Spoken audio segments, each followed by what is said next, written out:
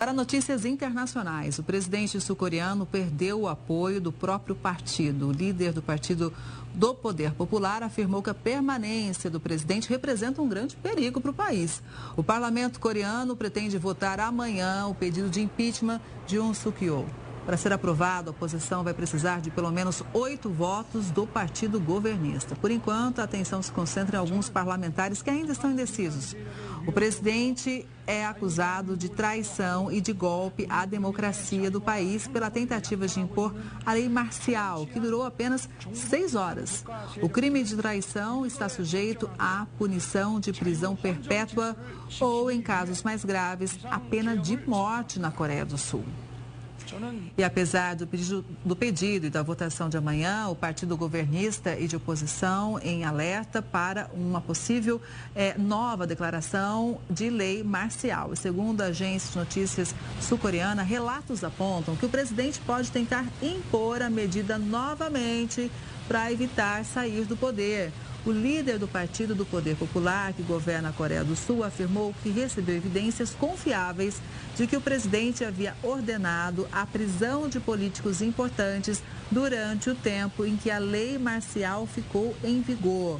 O gabinete do presidente negou a informação. Quem chega para fazer uma análise sobre essa crise na Coreia do Sul é o Kleber Galerani, que é professor de Direito e Relações Internacionais da Universidade de Franca. Professor, boa tarde, seja sempre muito bem-vindo. Será que realmente poderia acontecer uma nova tentativa de golpe com a lei marcial? Qual é a sua avaliação? Boa tarde aos telespectadores da Conexão Record News. Nós estamos em um período de bastante instabilidade e sensibilidade na Coreia do Sul.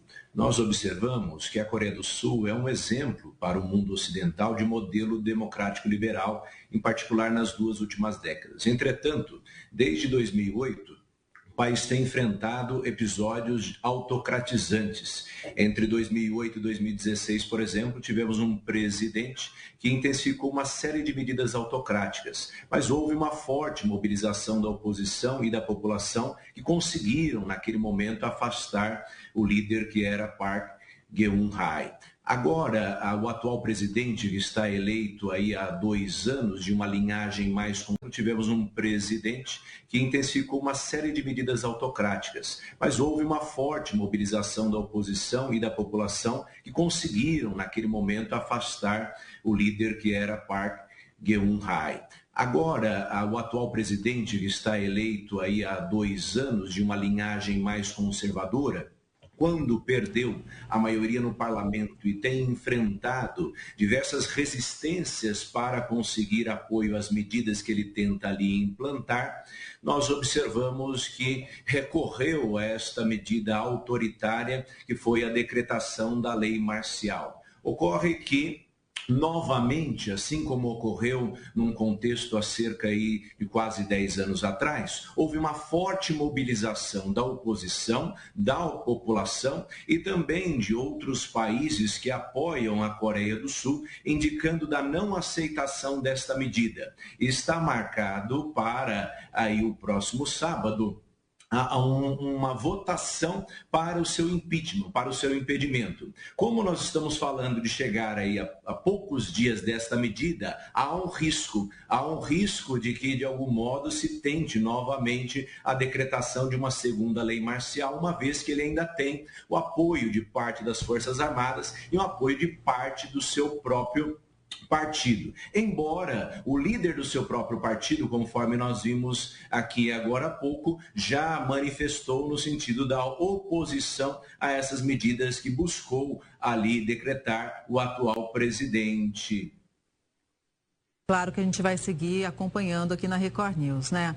Agora tem uma outra notícia chegando aqui. Na Síria, rebeldes contrários ao governo do presidente Bashar al-Assad conquistaram a 4ª maior cidade do país. O exército sírio reconheceu a derrota e afirmou que retirou as tropas de Ramá.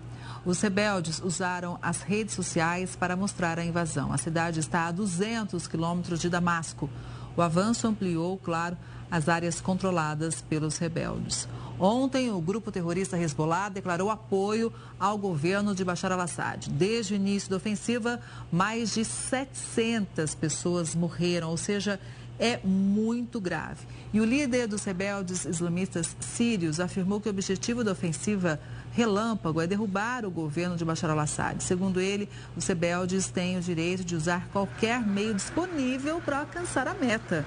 O presidente sírio prometeu usar a força para eliminar o que chamou de terrorismo. O comandante do grupo afirmou que está em conversas com a Rússia e os Estados Unidos sobre o desenvolvimento do conflito. É mais uma tensão no mundo muito preocupante, com muitas mortes, não é, Kleber? Perfeito, Kelly. Observe que há uma certa associação entre esses conflitos. O apoio fundamental de Bashar al-Assad dentro da Síria é um apoio que vem da Rússia e um apoio que vem também do Irã. Desde 2011, o país passa por uma guerra civil e já deixou 500 mil de mortos, cujas estimativas aí de organismos internacionais, e dividiu o país em várias zonas de influência, apoiado por diversas potências estrangeiras. Ocorre que, conforme nós vemos até noticiando nas últimas semanas, nós temos a Rússia envolvida num grande conflito junto à Ucrânia e nós temos o Irã também envolvido no conflito com Israel, ainda que não de forma direta. E quando há muitas vezes a difusão desses esforços para outras frentes, a Síria, de algum modo, ficou um pouco mais vulnerável. E esses grupos rebeldes, esses grupos que, de algum modo, vêm lutando contra o atual governo já, Benito, há algum tempo, ganharam espaço e, em pouco espaço de tempo, têm conseguido aí avançar sobre cidades importantes, como o caso de Alepo e agora também a cidade síria de Ramá, que é propriamente uma cidade de 1 milhão de habitantes, é considerada aí uma das maiores cidades, é uma cidade estratégica, porque controla a estrada para a capital, que é a estrada M5, e dali pode ser que nesse mesmo eixo estratégico se chegue a outras cidades importantes, como é o caso de Homs, que está ali a 46 quilômetros, e também a cidade de Damasco, que é a capital do país, que está a pouco mais de 100 quilômetros. Então, esse envolvimento da Rússia e do Irã em outros conflitos implicou numa diminuição, ainda que circunstancial, do apoio ao regime de Bashar al-Assad na Síria, gerando esta vulnerabilidade, Kelly. Agora, professor, vamos falar de um outro ponto de tensão que a gente acompanha de perto. A troca de reféns por prisioneiros deve ser a principal proposta no acordo de cessar-fogo entre Israel e o grupo terrorista Hamas. A sugestão foi apresentada pelo Egito, que tem mediado as negociações. O governo israelense disse estar disposto a discutir uma nova versão da proposta. O acordo inclui uma trégua temporária para a troca de parte dos reféns por prisioneiros palestinos. Ontem, o governo israelense condenou um relatório da Anistia Internacional que acusa o país de cometer genocídio na faixa de Gaza, professor. Kelly, o que se observa é que com o acordo que houve entre Israel e Hezbollah, houve um ânimo maior por parte do Hamas a constituir ou a estabelecer um acordo de cessar-fogo. Entretanto, nós observamos, e isso é até a própria fala dos líderes do Hamas, uma observação de uma morosidade maior da parte de Israel em obstruir qualquer compromisso no sentido de um cessar-fogo em Gaza. Isso porque nós estamos falando de duas realidades distintas. Quando falamos de um acordo de cessar-fogo especificamente com o Hamas, isso é uma medida bastante impopular para a coalizão governamental do atual primeiro-ministro Benjamin Netanyahu, uma vez que diversos grupos que o apoiam são frontalmente contrários a esse tipo de acordo, embora haja uma pressão por parte da população civil. Fazer um cessar-fogo mais amplo talvez seria desestabilizar o governo, e desestabilizar o governo neste momento de grandes tensões talvez não seja interessante politicamente para Israel. Então acredito que, embora haja esse bom desejo, haja propriamente estas propostas sendo aí veiculadas, não acredito num curto prazo de tempo de um cessar-fogo mais amplo, assim como tem ocorrido ou como ocorreu no caso do Hezbollah, Kelly. São negociações, ainda bem que elas existem, né? Porque onde se fecha totalmente o diálogo, aí não tem esperança nenhuma, né?